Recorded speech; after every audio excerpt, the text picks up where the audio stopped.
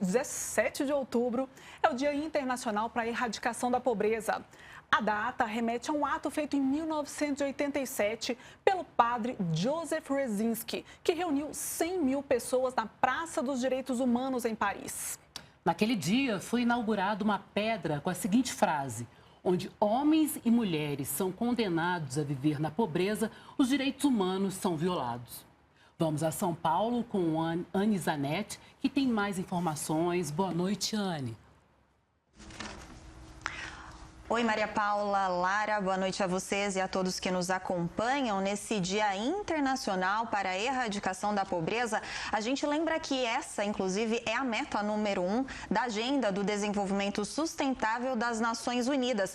Hoje, inclusive, mais cedo, teve mensagem do secretário-geral da ONU sobre esse assunto e com perspectivas preocupantes, já que a estimativa é de que em 7 anos, quase meio bilhão de pessoas ainda estejam na pobreza.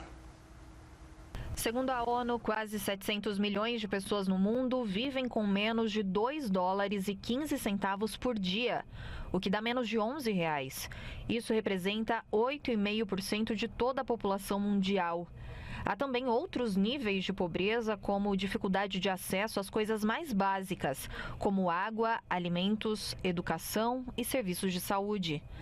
Apesar de ser objetivo do desenvolvimento sustentável, a própria ONU reconhece que em 2030, quase meio bilhão de pessoas ainda estarão vivendo na extrema pobreza, situação que acaba sujeitando os indivíduos a más condições de trabalho, moradias inseguras e desigualdade no acesso à justiça, entre outros problemas sociais.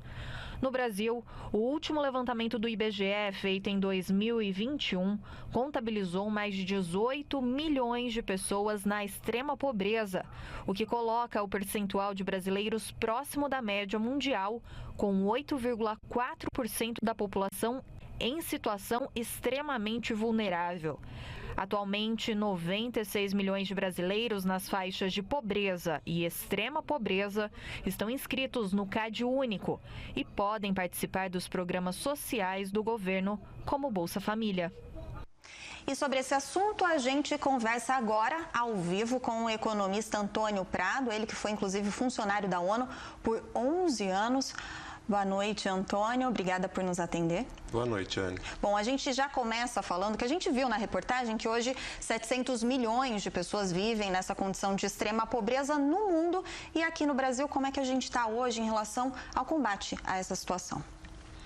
Olha, o primeiro objetivo da Agenda 2030, né, é o objetivo de erradicação da pobreza, mas nós temos que considerar também o objetivo 2, de erradicação da fome.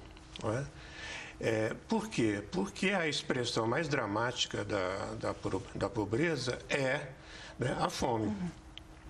Então, hoje nós temos, pelas estimativas, 700 milhões de pobres, e temos 735 milhões de pessoas passando fome no mundo, segundo a FAO. Não é?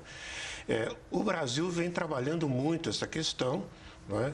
O atual governo, o governo Lula, ele tem uma difícil jornada, porque ele tem que reconstruir instituições e instrumentos de política, né, para combater essa situação. Mas vem fazendo, no caso da pobreza, a questão do salário mínimo, né, vem aumentando o salário mínimo, retomou a política de valorização do salário mínimo, e também está trabalhando muito por crescimento da economia. Nós sabemos que no final de 2022 a estimativa do mercado para crescimento da economia estava abaixo de 1%. Né? Hoje nós já estamos esperando um crescimento de 3,3% na economia brasileira. Essa é a principal contribuição para a redução da pobreza e também para a redução da fome. A gente consegue pensar em países extremamente pobres saindo dessa situação de extrema pobreza sozinhos hoje em dia? Olha, quando nós falamos de Agenda 2030, nós também estamos falando de mecanismos de financiamento do desenvolvimento. Existe uma conferência das Nações Unidas que foi feita sobre esse tema de financiamento do desenvolvimento e é absolutamente necessário, principalmente para os países menos desenvolvidos. O Brasil é um país de renda média. Tem condições de enfrentar essa situação com os seus próprios recursos. Evidentemente, nós nunca deixaríamos de aceitar apoio externo, mas nós temos condições de fazer isso, temos uma carga tributária razoável, não é? O que nós precisamos fazer é diminuir a desigualdade no país. A desigualdade é um dos principais elementos para aumento da pobreza, precisamos reduzir isso e, nesse sentido, as políticas sociais que nós estamos aí agora reconstruindo, não é, são muito importantes. Eu posso dar alguns exemplos, além da política do salário mínimo, não é? Por exemplo, a política de aquisição de alimentos, a política de alimentação estudantil, a política de apoio à pequena agricultura familiar, não é? Todos esses elementos são fundamentais para a redução da pobreza e também para a redução da fome.